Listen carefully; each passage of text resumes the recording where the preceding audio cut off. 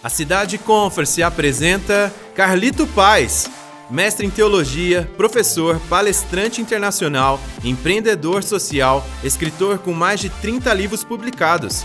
Apaixonado pelo reino, sua jornada guiada pela visão apostólica tem levado sua igreja a uma estação de expansão em uma cultura de amor, discipulado e comissionamento em um ambiente biblicamente apostólico, profético e pastoral. Carlito é fundador da Rede de Igrejas da Cidade e Rede Inspire de Igrejas, pastor da IC em São José dos Campos desde 1997, casado com a pastora e psicóloga Leila Paes e pai de 4 filhos. Vamos receber, com muita alegria e uma grande salva de palmas, nosso preletor convidado, Carlito Paes.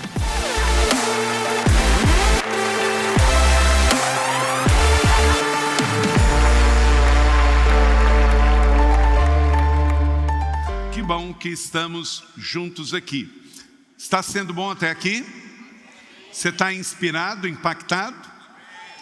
Você está percebendo como estamos andando aqui num trilho elaborado por Deus de avivamento, Espírito Santo, santidade para gerar muito fruto, ao mesmo tempo com integridade, com carisma, não é? As duas coisas andando juntos, porque nós precisamos do caráter e precisamos do carisma. Caráter e carisma andam juntos. Diga comigo, caráter e carisma andam juntos.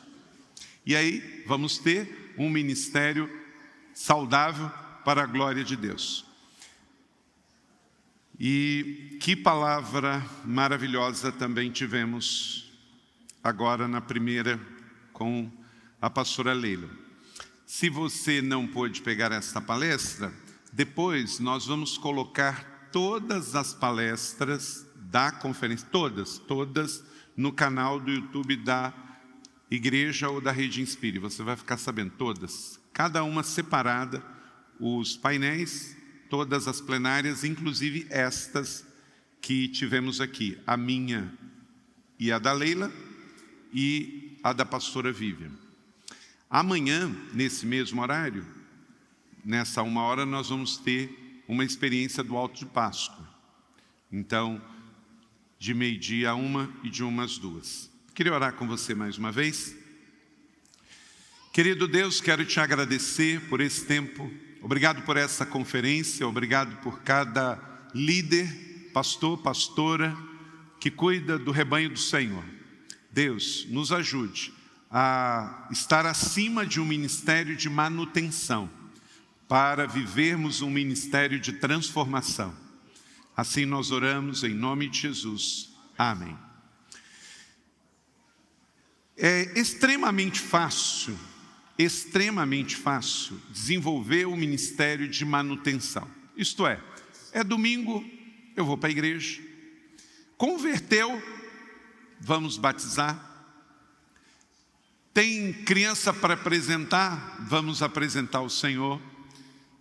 Vamos fazer o calendário acontecer.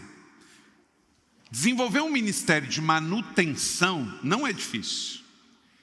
E infelizmente muitas igrejas no Brasil e no mundo estão desenvolvendo ministérios de manutenção. Eu cheguei em São José dos Campos em 97. Olha quanto tempo temos. Nós temos visto ao longo desse tempo, a minha cidade, a sua cidade, cresceu. Essa cidade saiu de 400 mil habitantes para 800 mil habitantes. Agora, eu poderia te levar para fazer um tour em São José dos Campos. São mais de 400 igrejas evangélicas e muitas delas estão com os mesmos 100 membros de quando eu cheguei aqui há 27 anos atrás. Fazendo um culto aos domingos e um culto quarta-feira. Mas a cidade dobrou de tamanho. Eu não posso ser antagonista do crescimento da sua cidade. Se a minha cidade dobrou de tamanho, a igreja tem que crescer junto. Não é crescimento pelo crescimento, mas um crescimento acompanhando o crescimento da cidade. Mas você não vai levar a sua igreja a um crescimento saudável se você liderar para manutenção. Você tem que liderar para transformação. Então diga comigo, lidere para a transformação. Colossenses capítulo 4, verso 5, o apóstolo Paulo escreve aos irmãos da região de Colossos. Colossos não era uma cidade, era uma região de várias cidades. E o apóstolo Paulo escreveu esta carta para eles na região da Ásia Menor. Sejam sábios no procedimento para com os de fora. Leia comigo, todos juntos. E aproveitem ao máximo todas as oportunidades. Todas as oportunidades. Os dias são maus. E porque os dias são maus, você vai ter problemas dos mais variados. Problemas de violência, problemas de doença mental, emocional, problemas de corrupção. São os problemas dos tempos que vivemos. Mas também você vai ter oportunidades, porque quem crê na palavra de Deus aqui? Então, aqui está escrito dizendo que os dias são maus, mas existem oportunidades. E a igreja cresce em meio às oportunidades que se manifestam nas adversidades do tempo que ela está inserida. Se você avaliar, nos dias de Jesus e da igreja primitiva, os problemas das pessoas eram muito parecidos. Claro, em matéria de tecnologia, tudo diferente. O rádio, a TV, a internet, o telefone mudaram o mundo para cima. Esses elementos, só esses inventos, o rádio, a TV, o telefone, a internet, só esses 4 inventos mudaram o mundo para sempre. Mas esses inventos também aceleraram a pregação do evangelho também. Jesus foi anunciado pelo rádio, pela TV, pelo telefone e pela internet, não é? Então o mal se espalhou pelo mundo através desses inventos brilhantes da humanidade. Vieram muitos problemas por causa disso, mas também muitas oportunidades. Então um líder saudável, um líder transformador, ele não tem medo de mudança, mas ele lidera para a transformação. Ele aproveita a adversidade, navega por ela e ele faz perguntas. O que eu posso aprender com essa situação? Aonde eu posso crescer? Aonde tem aqui uma oportunidade para a juventude da igreja? Onde tem uma oportunidade para desenvolver uma série de mensagens para pregação? Para abrir uma nova igreja? Para começar um novo ministério? Estamos em um mundo novo e esse mundo novo mudou para sempre. Eu vou listar aqui algumas situações que mostram desafios e oportunidades para o mundo que estamos vendo bem rápido. Não vou me deter muito nisso. Por exemplo, a agenda LGBTQ+. Isso é um movimento. Não é um movimento que nós, cristãos evangélicos, acreditamos como saudável para a sociedade e para a sexualidade das pessoas. O nosso modelo de sexualidade é o judaico-cristão das escrituras sagradas, e esse é o conceito para o homem, mulher, família, não é? Mas existe esse movimento, e o movimento tem pessoas, e o nosso desafio é amar as pessoas e ganhar as pessoas. A editora Inspire está lançando um livro, já está em fase de publicação, que é um livro que é para ajudar nesse tempo, porque não adianta ficarmos numa situação de negação ou de ódio. Negar e odiar não vai resolver. Diga comigo aqui, ó. Negar e odiar não vai resolver. Coloque aqui a arte do livro que vai ser lançado. Então, Joy Dallas, ele escreveu esse livro, Quando a Homossexualidade Chega no Lar. O que fazer quando a pessoa que você ama diz, eu sou gay?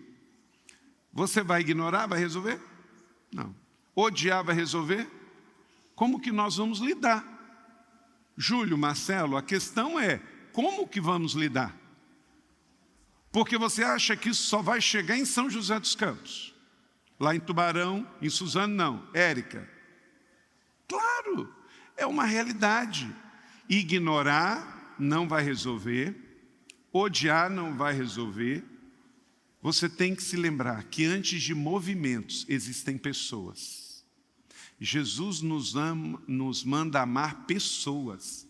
Você já parou para pensar que Jesus não manda a gente amar homem ou mulher? Ele manda amar o próximo. E esse próximo, gente, pode ser muito diferente da gente, não só na questão da sexualidade, mas muitas outras questões. E olha para cá, deixa eu dizer uma coisa para você, pastor. Liderar para transformar a realidade, pastora, não é simplesmente você dizendo que você concorda ou discorda da sociedade. A fé cristã e a pregação do Evangelho, ela está num nível muito mais alto, que é o nível de, em amor, falar toda a verdade na hora certa, no momento certo. O que adianta você falar a verdade para uma pessoa da forma errada e na hora errada? Não só nessa questão de sexualidade, mas quantas vezes um filho, uma filha, uma pessoa fez algo errado, você fala assim, senta aí agora que eu vou te falar umas verdades. E aquela verdade vem na hora errada, carregada de um ódio, mas é verdade. A Bíblia não fala em falar a verdade em amor, com sabedoria. Tem gente que vai chegar no céu, gente, e vai falar, Senhor, em teu nome eu ganhei todos os argumentos.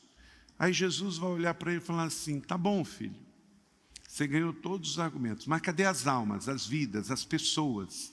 Não, Senhor, você não está entendendo, eu ganhei os argumentos, eu fui um grande apologeta no teu nome. Jesus não morreu na cruz por argumento, Jesus morreu na cruz por pessoas. Eu prefiro que a igreja da cidade esteja cheia de testemunhas do que de advogados. Em matéria da fé cristã, nós somos enviados, gente, como testemunhas de Jesus e não como advogados de Jesus. Pelo contrário, em 1 João 2,1 diz que Ele é o meu advogado, não sou eu advogado dele. Deixa eu dizer uma coisa, a igreja de Jesus tem 21 séculos de existência. Nós chegamos até aqui, não foi com a advocacia do Carlito e de membros apologéticos da igreja evangélica ao longo dos tempos. A igreja chegou aqui, sabe por quê? Mateus 16:18, porque Jesus disse que as portas do inferno não prevalecerão contra ela. Então a igreja precisa de intercessores, testemunhas de Jesus, pregadores do Evangelho. A igreja não precisa de gente que defenda a igreja, porque a igreja prevalece por si mesmo, porque a igreja é a noiva de Cristo, Ele estabeleceu a igreja. Quem defendeu a igreja no ano 1000? No ano 1000, as pessoas só falavam ou a sua língua latina, ou alguma língua local. E a Bíblia nem estava no idioma do povo. A igreja sobreviveu à era das trevas. Quando a igreja era medieval, só tinha missa em latim e a Bíblia só tinha nas línguas originais ou na Vulgata Latina. As missas eram celebradas com o sacerdote de costa, olhando para frente, numa língua que o povo não entendia. Me explica como que a igreja prevaleceu.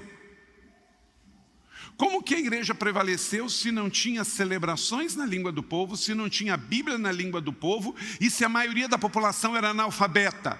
Porque a igreja é de Jesus e as portas do inferno não prevalecerão contra ela.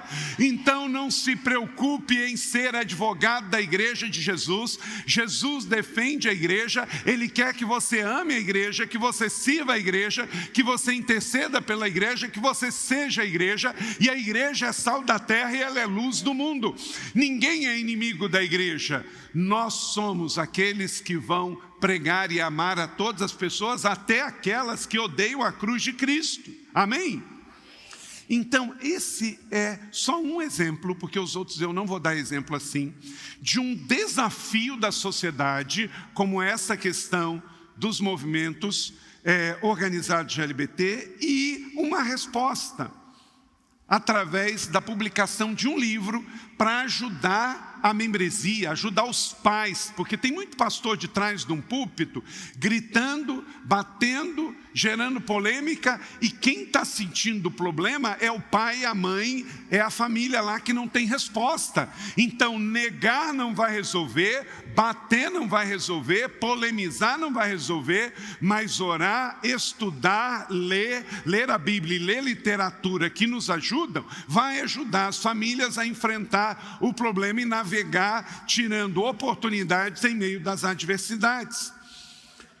Nova estrutura e conceito familiar, para mim, uma família é pai, mãe e os filhos, mas essa não é a realidade do Brasil. Hoje em dia, o que ficou mais famoso no Rio Grande do Sul? Foi o resgate de pessoas ou do cavalo caramelo? Porque na sociedade de hoje, muitas pessoas estão tratando os seus pets, e eu tenho cachorrinhos em casa, isso não é o ponto, só que não podemos chamar animal de filho, porque filho é filho, animal é o pet que você tem lá e cuida dele. Às vezes uma sociedade mal resolvida na sua saúde mental e emocional está gerando outros problemas. Então, nova estrutura e conceito familiar, exaltação do feminismo e demonização do patriarcado. Recentemente, conversando com um pastor na Europa, a esposa dele começou a se tratar como uma terapeuta feminina e, do nada, com 3 filhos pequenos na Europa, pediu o divórcio, e o problema está nele. Todo o problema está nele, no patriarcado, que é o problema. Essa é uma realidade que nós temos que trabalhar e cuidar. E antigamente as pessoas buscavam um terapeuta porque alguém de confiança indicou. Agora não, ela entra na internet porque ele tem muitos seguidores, já vai resolver todos os meus problemas. Inteligência artificial é um grande desafio. Hoje já tem pregadores pregando só sermões elaborados por inteligência artificial. A geração dopamina, a geração do prazer pelo prazer, não é? Hoje, o templo mais frequentado das nossas cidades talvez esteja sendo a academia ou o salão de beleza. Porque, inclusive, é frequentado por todos os credos, pessoas de todas as religiões. Sexualização infantil, relacionamentos afetivos descartáveis, isso tudo é realidade que nós estamos vivendo, na sua cidade, na minha cidade, nesta cidade. Consumo compulsivo do mundo digital, consumo e dependência química, polarização da política, um extremo. Queridos, vamos cuidar das nossas igrejas. Esse ano é ano de eleições municipais. Cuidado, porque senão a eleição passa e sua igreja fica dividida na cidade por causa de questões de política. Exercer cidadania, orar, abençoar, incentivar a membresia a ter participação, voto e voz é uma coisa, mas cuidado com o partidarismo e a política sendo um divisor das famílias e da igreja. Dilema das redes, depressão e suicídio, mundo em guerra. Se já não bastasse a guerra da Rússia contra a Ucrânia, aí vem do Hamas contra Israel, aí da Venezuela contra a Guiana, a China falando em invadir Taiwan, e assim vai. Isso vai gerando ansiedade nas pessoas. Narrativas de ódio e alienação das massas. Cada vez mais narrativas estão sendo levantadas. Uma verdade contada, as pessoas vão acreditando. Mas o problema é que narrativas de mentira também contadas, as pessoas vão acreditando. Dilema da bioética, desigualdade social.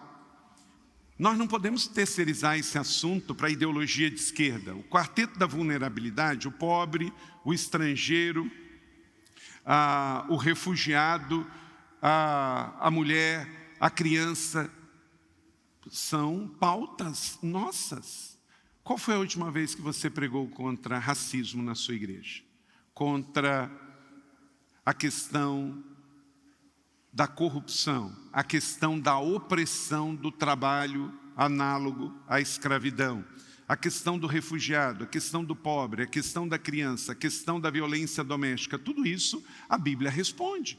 Tem 12 profetas menores que escrevem e ensinam sobre justiça social à luz da palavra de Deus. Deixa eu dizer uma coisa, os livros menos pregados nos púlpitos contemporâneos são os 12 profetas menores. Porque muitas vezes o seu ensino não combina com a sociedade emergente pós-moderna. Você sabe por que tem muito deslumbramento hoje no meio evangélico, inclusive de pastores? Porque a maioria veio de lugares muito pobres. Então, como ele nunca se hospedou num hotel como aquele, nunca fez uma viagem, uma classe executiva, não teve tanta influência, ele deslumbra. O que acontece muitas vezes no meio evangélico emergente é o que acontece no meio do jogo de futebol e dos influencers, que de um dia para o outro ele explode de crescimento. Antigamente uma pessoa começava uma igreja, ela plantava uma igreja organicamente, levava muito tempo para crescer. Mas aí, às vezes a pessoa sai do mundo gospel da música, ou do meio da celebridade das mídias sociais, vai para uma cidade onde tem muita gente crescendo, e aí abre uma igreja lá. Então, em 1 ano, 2, ele às vezes passa a ter uma igreja de 2.000 membros. E muitos desses não estão preparados para esse crescimento. E para algumas pessoas, tudo que não poderia acontecer é o sucesso. Porque sucesso sem caráter, sem processo, sem formação, sem começar, pode gerar deslumbramento.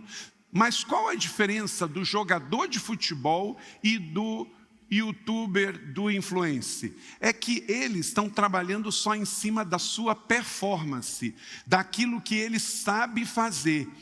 O pior é com a fé cristã, porque nós falamos em nome de Deus, pregamos em nome de Deus, então estamos crescendo e se deslumbrando completamente antagonista do que Jesus ensinou do princípio da bacia e da toalha. Porque eu falo em nome de Deus, eu ensino em nome de Deus. A igreja não é minha, a igreja é de Jesus. Então, quanto mais você crescer, continue lembrando quem você é, dando glória a Deus e continuando liderando na perspectiva da bacia e da toalha, para que você não cresça e se deslumbra achando que tudo é sobre você. Não, tudo é sobre Ele, e nós estamos aqui para servir, amém? Sabe qual o problema dessas luzes aqui? É que muitas vezes, Júlio, Marcelo, Érica, é que essas luzes, elas cegam quem está na plataforma. Às vezes, muita luz em cima do palco faz com que eu não venha ver mais a plateia, eu não venha ver mais as pessoas que eu estou ministrando. Quando um pastor chega para mim e fala assim, eu amo pregar, eu não me impressiono com isso. Eu me impressiono quando alguém diz, eu amo as pessoas às quais eu prego.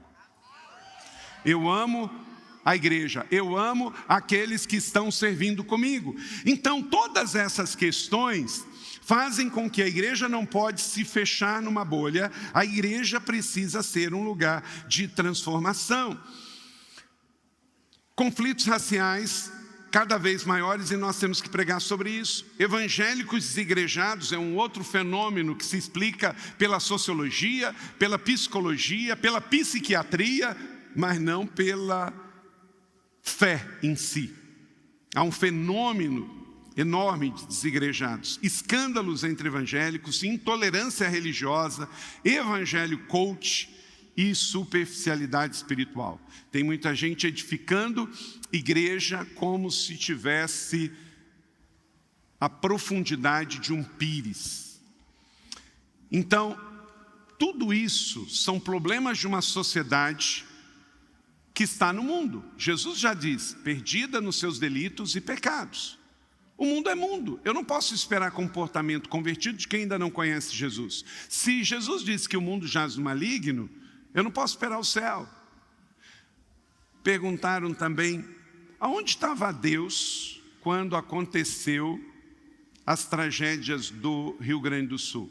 Deus estava no mesmo lugar quando o seu filho estava sendo crucificado na cruz. Ele estava chorando por aqueles que sofrem.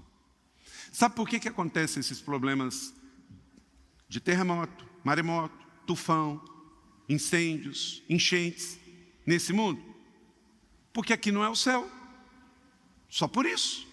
Aqui vivemos num mundo caído pelo pecado, cheio de efeitos colaterais, de questões de decisões humanas.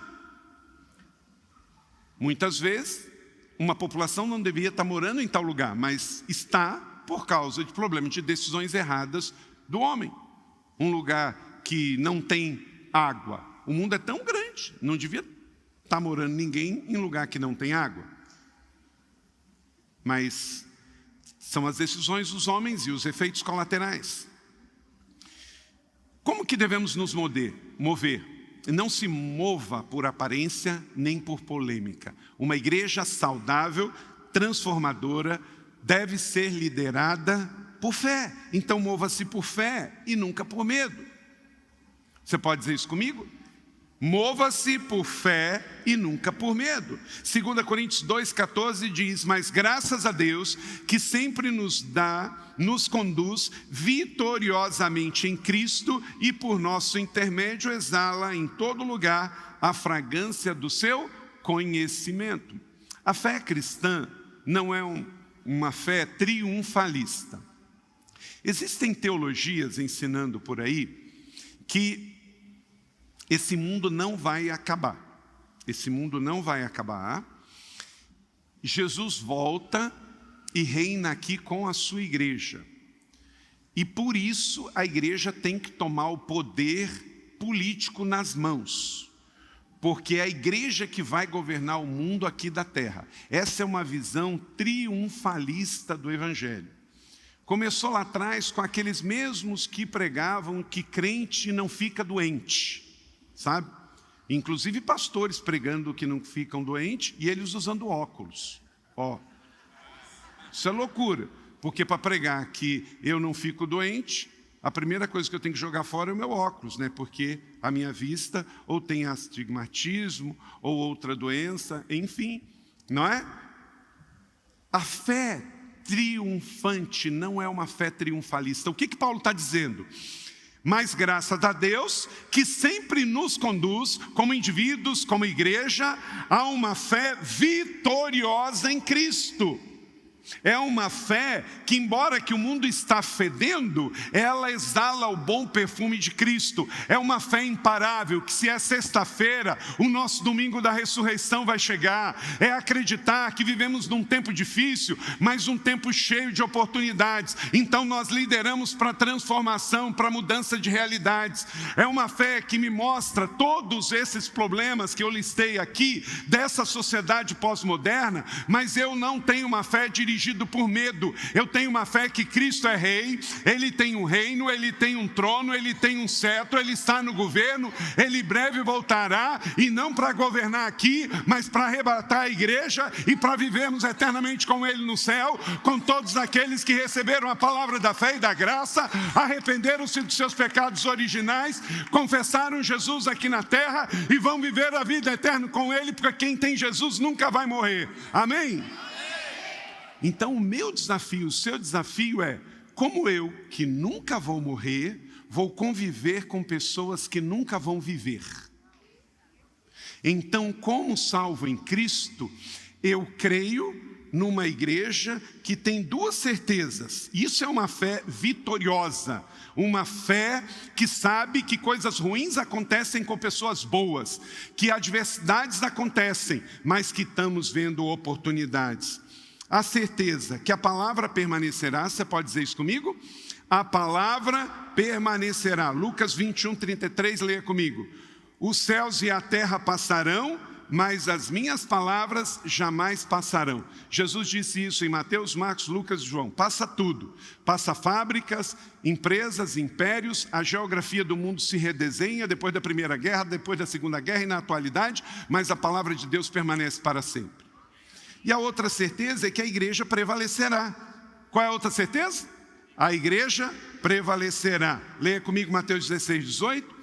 Eu lhes digo que você é Pedro, e sobre esta pedra edificarei a minha igreja, e as portas do Hades não poderão vencê-la. Então, em todo o tempo, eu vou me lembrar disso. Eu sei que o mundo está difícil, nós não estamos numa bolha, tem todos aqueles desafios no mundo, e esses desafios em cima da realidade de pessoas que estão sofrendo. Então eu vou navegar em meio a tudo isso com muita fé, com uma fé vitoriosa em Cristo. Tem gente que olha, parece que coloca um óculos, que só vê problemas. Gente, eu sei que tem tudo isso de problemas, mas eu vou listar aqui algumas bênçãos para refrigerar você.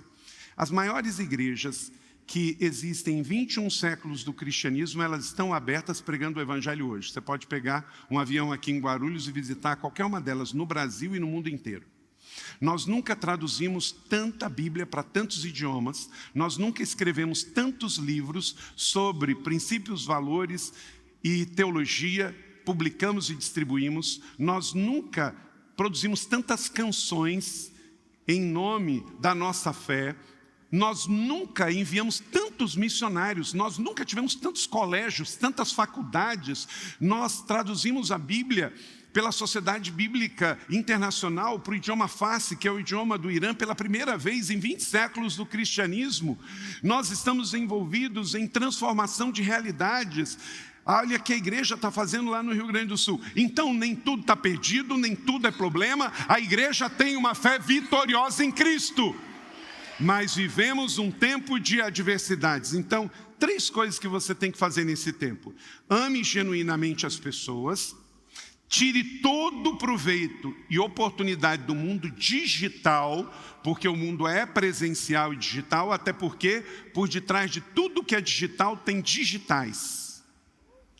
E sirva em todas as oportunidades sociais. Eu vou pedir um vídeo rapidinho que mostra um imóvel que a igreja comprou. Nós nem terminamos a colina, tem tanta coisa para construir aqui. Nós estamos plantando 30 e poucas igrejas, nós temos um trabalho social enorme, trabalho no Nordeste, mas entendemos que a igreja, ao crescer, ela precisa ampliar o seu serviço social e na sua base. Veja esse vídeo.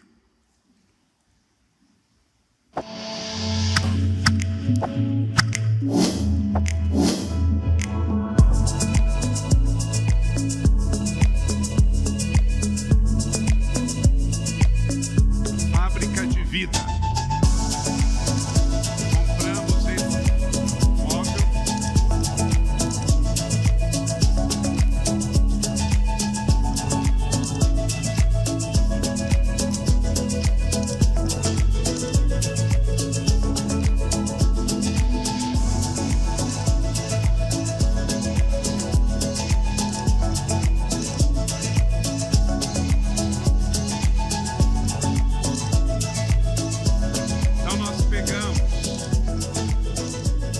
Região mais carente da cidade, adquirimos esse imóvel de 2.000 metros quadrados, ante uma fábrica de esquadria, hoje uma fábrica de vida. E todos os serviços sociais aqui na cidade, estamos unindo para a transformação de realidades lá. O dinheiro estava sobrando? Não. Conseguimos um desconto, um valor menor do que valia, mas mesmo assim a igreja investiu 3 milhões de reais para o serviço social. Você não faz serviço social quando dá, você faz serviço social porque lideramos para a transformação de realidades. O homem natural não compreende as coisas do Espírito de Deus, porque lhe parece loucura e não pode entendê-las, porque elas se discernem espiritualmente. Então o mundo mudou e mudou para sempre. Você não pode ter uma igreja só para fazer culto todo dia. Isso é um old school, de um meio evangélico, gospel, supermercado da fé. Não, a igreja é uma família para pertencer. Então, 3 coisas que temos que acelerar nesse tempo para que, de fato, a minha igreja, a sua igreja e sua liderança possa transformar realidades no Brasil e no mundo.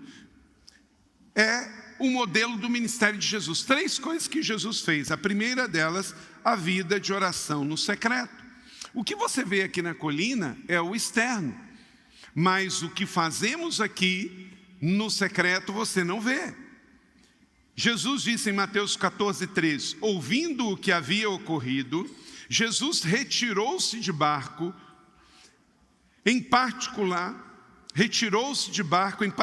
para um lugar deserto. As multidões, ao ouvirem falar disso, saíram das cidades e o seguiram a pé. Quando a gente vai a Israel, tem umas fotos aí, a gente visita o norte da Galileia. E aquilo lá embaixo é o Mar da Galileia. Jesus subiu ao monte para ter essa vista. O quê? Ele fugiu do ambiente, das pessoas, de muita confusão. Lá embaixo estava Betsaida, lá estava Corazim, lá estava a cidade de Cafarnaum, onde tinha o quê? Multidão, onde tinham pessoas, inclusive incrédulas. Então, às vezes, ele ia para um lugar mais deserto para orar, e quando a multidão o acompanhava, depois da oração, ele fazia o segundo princípio aqui, a pregação pública do Evangelho. Jesus tinha momentos do Éramos Topos, momentos do Getsemane, momentos do Sermão da Montanha, porque ele sabia que o Pai era dele e ele tinha que repartir isso com a publicação do Evangelho. Vendo as multidões, subiu ao monte e assentou-se. Seus discípulos aproximaram-se dele e ele começou a ensinar, dizendo: o Evangelho, coach, não sobe ao monte para ouvir Deus. Ele às vezes sobe ao monte apenas para fazer exercício. Jesus não foi lá fazer isso. Jesus foi lá para ouvir o Pai. Às vezes ficamos confusos aqui na terra porque estamos ouvindo mais vozes do que a voz. E nós não somos cristãos espiritualistas para ouvir a voz, nós ouvimos a voz de Deus. Então, Jesus é o nosso modelo para você liderar e transformar a realidade, transformar a vida das pessoas. Então, tenha o modelo de Jesus. Jesus viveu num mundo que tinha todos os problemas que nós temos, mas ele tinha a vida de secreto na oração, ele ia para o Getsemane, ele iria para os Éramos Topos, e depois de falar com Deus, ele sabia o que dizer para as multidões nos seus sermões.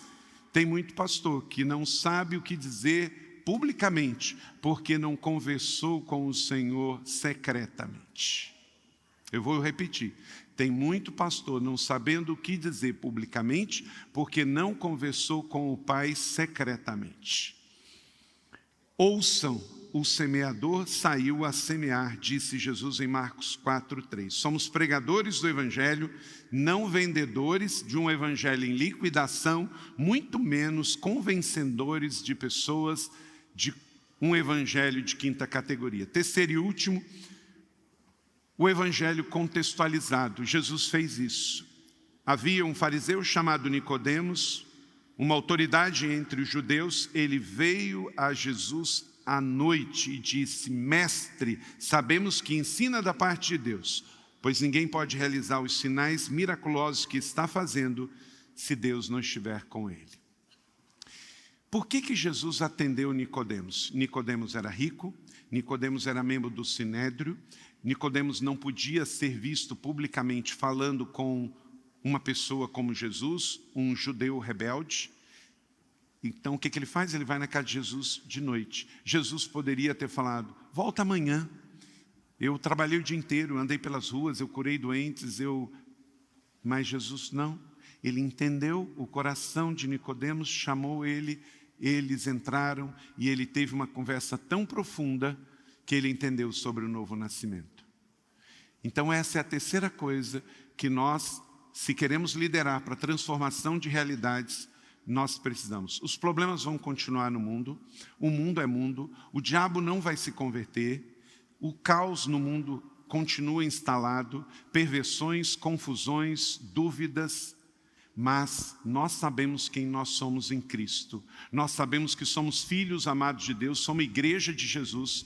Então, vamos pegar esses 3 princípios do Evangelho de Jesus. Então, como Jesus, tenha o momento do secreto e ouça o que o céu está falando. Depois, segundo, publicamente pregue o Evangelho, pregue o que o Senhor te mandou pregar. E terceiro, contextualize o Evangelho. Entenda o lugar onde a pessoa está, entenda o momento que aquela pessoa está, aquela família. Tenha empatia, se coloque no lugar dela. Seja você Jesus na vida de Nicodemos, na vida de Zaqueus, na vida de mulher samaritana, na vida de Maria Madalena, porque nós temos Cristo, mas o mundo está em crise. Se você não se contextualizar, você vai ficar falando para crente. Então a igreja, o líder que quer mudar a realidade, ele precisa fazer o que Jesus fez. Nós não temos que inventar coisas. Nós vamos usar da comunicação, da tecnologia, do design, da internet, da infraestrutura, tudo isso como meio, mas a essência precisa ser o ministério de Jesus. Jesus falou com o Pai, Jesus publicou as verdades do Pai e Jesus contextualizou para que elas pudessem entender, para que os que estão de fora pudessem receber esta palavra, que a luz do mundo é loucura, mas é o poder de Deus para a transformação de realidades. Amém? Você crê nessa palavra? Recebe esta palavra?